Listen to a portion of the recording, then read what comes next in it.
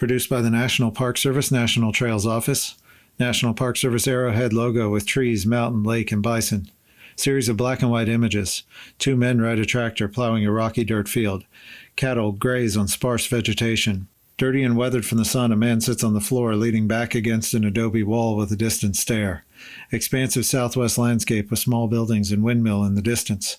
Three men with pitchforks work to throw a large pile of straw. Several men working to make adobe bricks.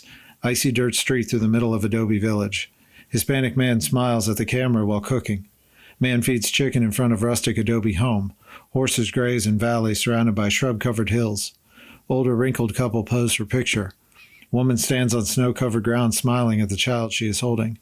Dirt road stretches to the horizon on flat, featureless landscape.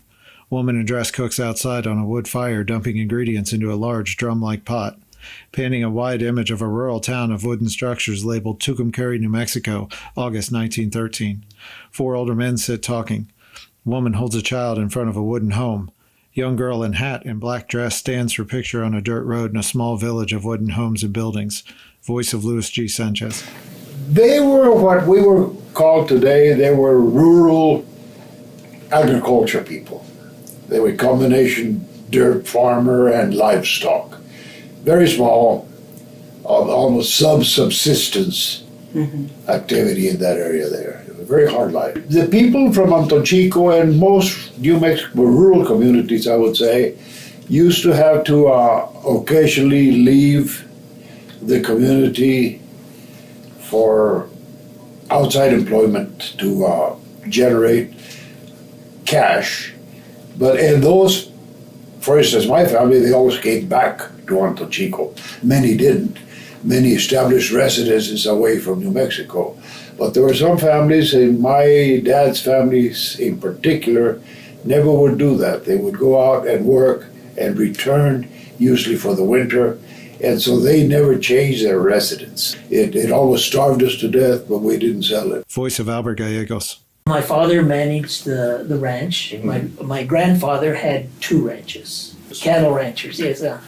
And growing up, of course, when we were living on the ranch, we had no electricity, no running water. It was pretty much like my grandparents, how they lived, and my great-grandparents lived, you know.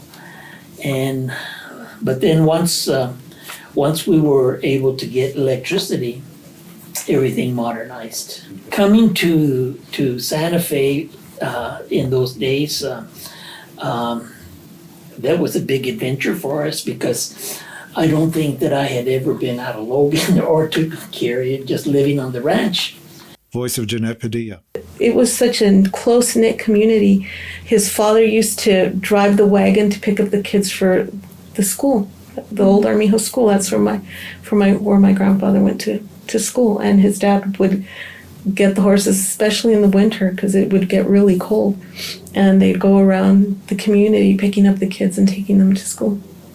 It's sorry to say, but they just wouldn't allow you to speak Spanish when I was going to school, and that was all the way through high school, and I graduated in 1959. Produced by the National Park Service, National Trails Office.